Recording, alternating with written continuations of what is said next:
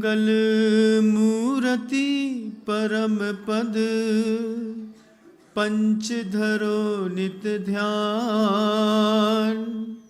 हरो अमंगल विश्व का, मंगलमय भगवान। मंगल जिनवर धर्म नमो, मंगल अर्हत देव। मंगलकारी सिद्ध पद, सो बंधु स्वयमेव। मंगल आचार्य मुनि, मंगल गुरु बचाए। सर्व साधु मंगल करो, वंदु मन वचकाय। मंगल सरस्वती मात का, मंगल जिनवर धर्म। मंगलमय मंगल करो, हरो असाता कर्म। या विधि मंगल करण से, जग में मंगल होय। मंगल नाथु राम यह, भव सागर दृढ़। अहिंसा परमो धर्म की। परम पूज्य आचार्य भगवंत गुरुदेव श्री विद्यासागर जी मुनिराज की, वर्तमान आचार्य परमेष्ठी समय सागर जी महाराज की, समस्त मुनि संघ की। से लेके शाम तक लगा है बच्चा कोचिंग कोचिंग कोचिंग में। अभी सुन के आया तो बता देता हूं, क्योंकि आदमी का कोई एम सेट हो जाता है, उसके बाद आदमी उस एम में लग जाता है। ज्ञान के क्षयोपशम बढ़ाने के लिए आदमी खूब पुरुषार्थ करता है। हमारे पास दुनिया भर से बहुत सारे लोग आते हैं, कहते हैं महाराज श्री हमारा बच्चा 1 नंबर से रह जाता है, 2 नंबर से रह जाता है, हमारे बच्चे ये नहीं कर पाए, कभी हमारे बच्चे का कुछ हो जाता है, पढ़ाई में मन ही नहीं लगता है। मूक माटी की पंक्ति है, याद रखिएगा। हम खुद अपने जीवन में इस बात को अनुभव करते हैं। मिट्टी पानी और हवा 100 रोगों की एक दवा, ये गुरुदेव मूक माटी में लिखते हैं। आप जब कभी भी आपको ऐसा लगता है कि आपको आलस बहुत आ रहा है, आपको लग रहा है कि हमारा बच्चा पढ़ाई में बिल्कुल डफ हो गया है, पढ़ना उसको पसंद नहीं है, पढ़ाई में मन ही नहीं लगता है। कई माँ बहनों का ये भी कहना रहता है कि बच्चे बहुत पुरुषार्थ करते हैं महाराज जी, उसके बाद भी पढ़ाई में नंबर नहीं ला पाते। मैं आपसे कहना चाहता हूँ, बच्चे के क्षयोपशम को विकसित करने के लिए सबसे पहले 3 चीजों का शुद्धिकरण कर दीजिए। मिट्टी का, पानी का और हवा का।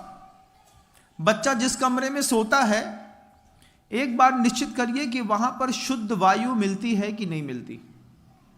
आप देखेंगे कि आपके बच्चे जिन कमरों में बैठ करके, जैसे पोल्ट्री फार्म पर मुर्गी बड़ी होती है, ऐसे ही हमारे घर के कुछ कमरों में बच्चे बड़े होते हैं।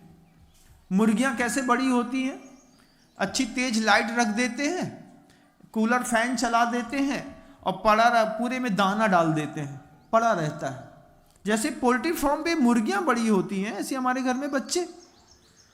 हमारे बच्चे के कमरे में सूर्य का प्रकाश नहीं है, हमारे बच्चे के कमरे में हवा नहीं है, हमारे बच्चे के खान पान की कोई विशेष व्यवस्था नहीं है। जो मर्जी आया सो खा लिया, उसी में काम कर लिया। कितनी गड़बड़ होती है। गुरुदेव कहते हैं, वो जो आपके घर के अंदर बच्चा है, उस बच्चे के लिए माता पिता का दायित्व बनता है मिट्टी पानी और हवा 100 रोगों की एक दवा।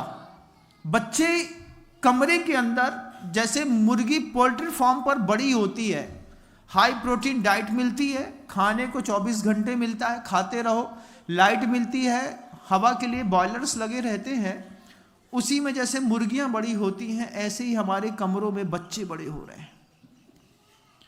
अपने बच्चे के कमरे का वातावरण निश्चित करिए। सबसे पहले ये बताइए कि बच्चा सूर्य का प्रकाश अपने बिस्तर तक पा पाता है कि नहीं, हवा मिलती है कि नहीं।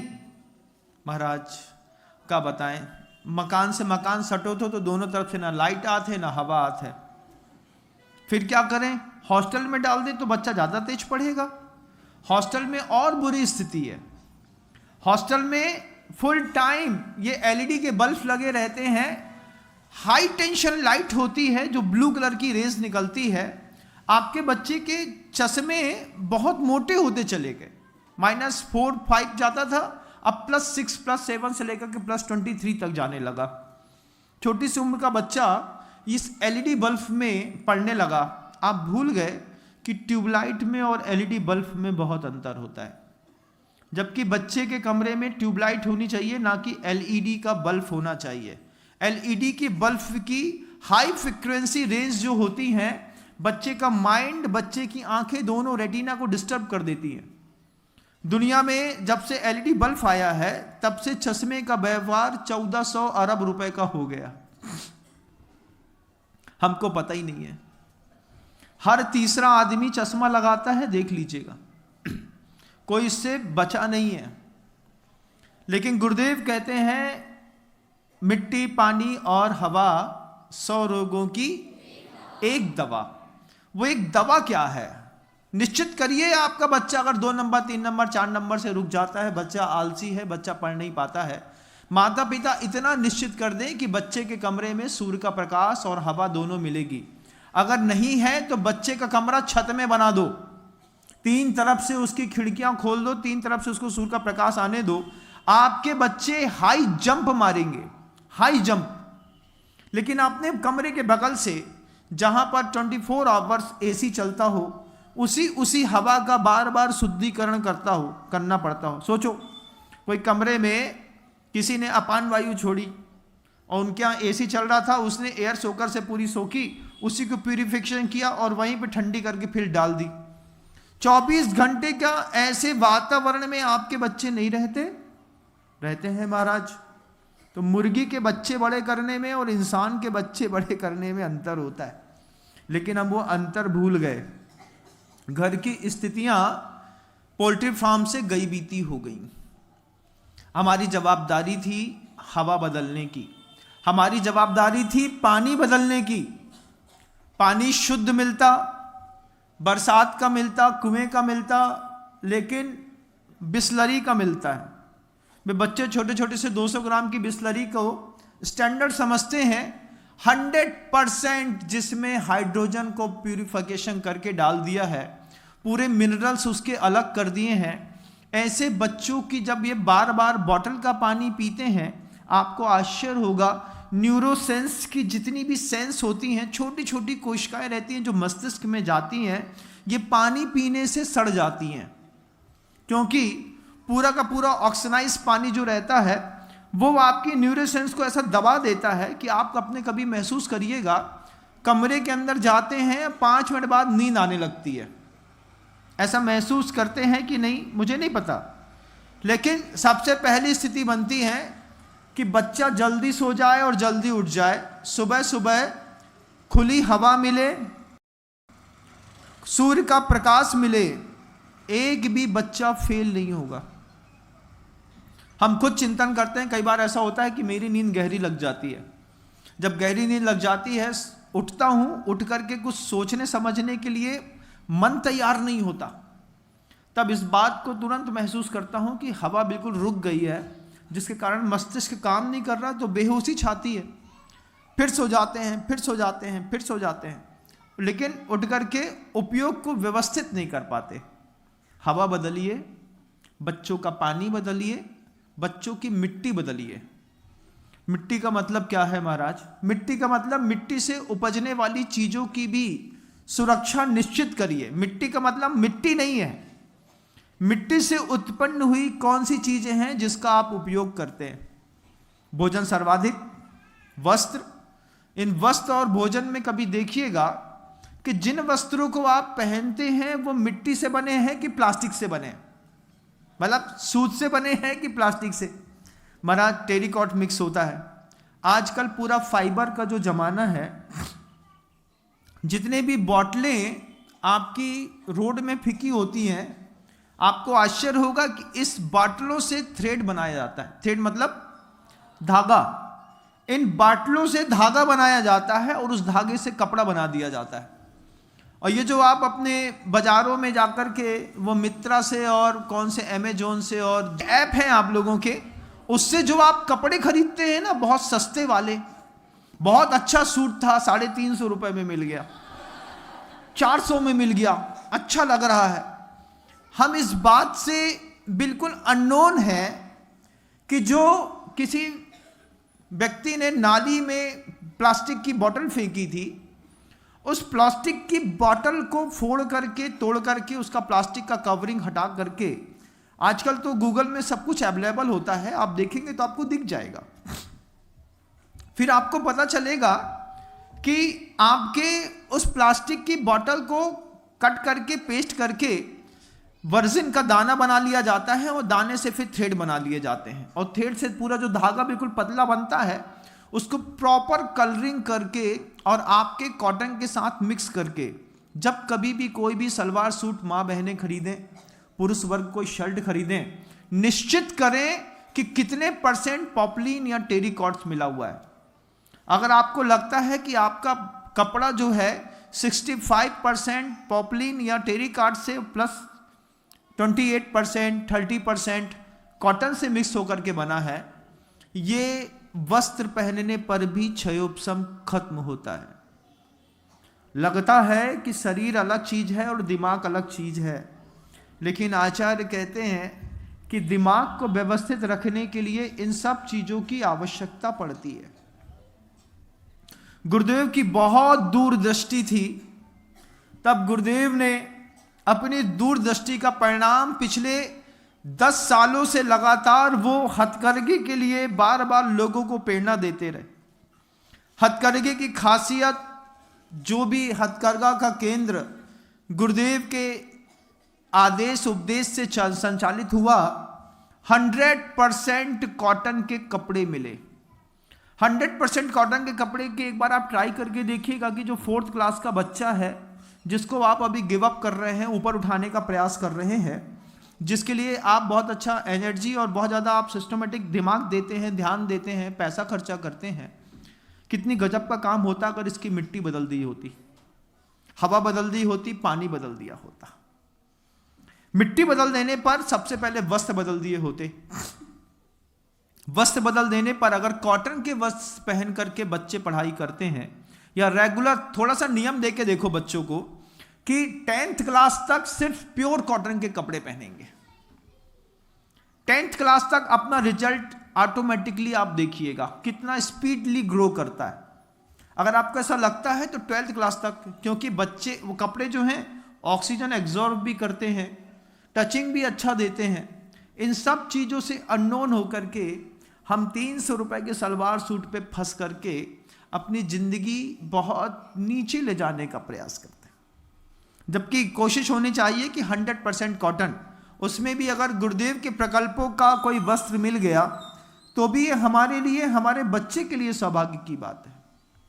बच्चे को कौन नहीं चाहता?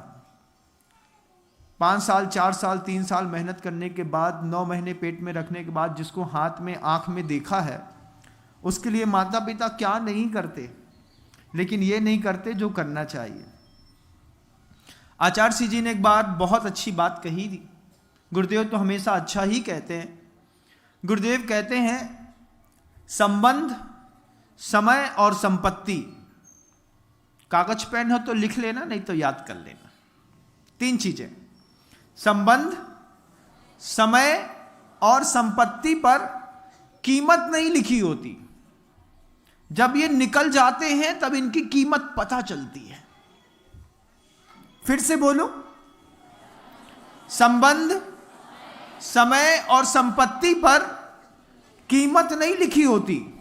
कितना कीमती है समय, कितना कीमती है संबंध, कितना कीमती है संपत्ति। संपत्ति का मतलब वो पैसा रुपए नहीं, संपत्ति का मतलब स्वास्थ्य से सा गुरु के, कि ये स्वास्थ्य, संपत्ति और समय, इन पर तीनों पर कीमत कभी नहीं लिखी रहती।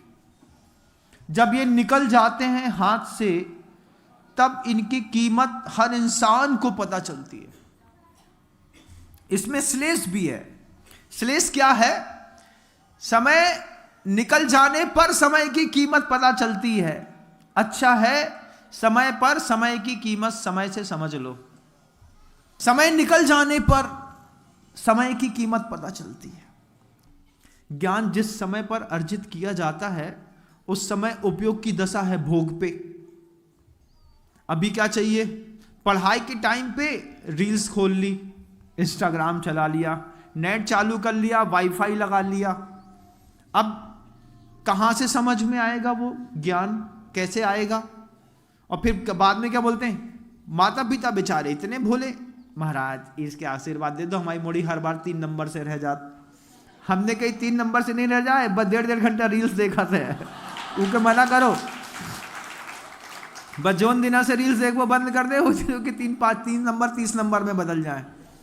अब बच्ची जाएगी, सबसे पहले सोचेगी अभी तो 6 बजा है, 9 बजे तक जगेंगे, 9 बजे तक जगेंगे तो पढ़ लेंगे, 3 घंटा बहुत होता है। तो पहले 15 मिनट रील्स देखवे में, फिर 15 मिनट फेसबुक देखवे में, फिर स्नैपचैटिंग में, फिर यूट्यूब देखवे में, फिर गूगल चलावे में, उसके बाद फिर कछू में, पता चलो 1.25 घंटा निकल गो। अब 1.25 घंटा निकल गो, भैया पढ़ने हैं, मोबाइल बगल में धर दो, किताब उठाई तो समझ में नहीं आई। काय को समझ में आए? दरवाजा में लॉक लगो है, उतने से हवा नहीं आ रही है, सूर्य को प्रकाश है नहीं आ। 15 मिनट बाद एक झपकी आई, अब नींद आ रही तो पहले सो जाते हैं, बाद में पढ़ रहे हैं। सो गए, अब सो गए तो खो गए। सोने के बाद ऐसे थोड़ी उठते बच्चे। फिर माता पिता बहुत होशियार हैं, हमारी मोड़ी कितनी मेहनत करा थी, को सो रही तो सोन दो। फिर सुला दिया तो बेचारी 8 घंटा तक सोते ही रही। सुबह सीधे उठी और फिर मम्मी से बोले थे हमने कछु तैयारी नहीं कर पाए। एक दिन का खेल होता तो ठीक बात थी, जिंदगी निकल गई ऐसा करते करते। भोजन पवित्र हो, मिट्टी पवित्र हो, हवा पवित्र हो, जीवन को पवित्र बनने से कोई रोक नहीं सकता। गुरुदेव के कैसे सुंदरतम सूत्र हैं, मूक माटी पे लिख कर के गए गुरुदेव। बोलते हैं मिट्टी, पानी और हवा 100 रोगों की एक दवा। तो ये जो भोग की शक्ति और पुरुषार्थ की शक्ति है, इसका अगर आप तालमेल बैठा गए तो गृहस्थ होने का जीवन भी एक बहुत सार्थक होता है। क्योंकि आपका समय हो गया, इसलिए शब्दों को विराम दूंगा। कल फिर प्रयास करूंगा उद्बोधना देने की। गुरुदेव श्री विद्यासागर जी महाराज की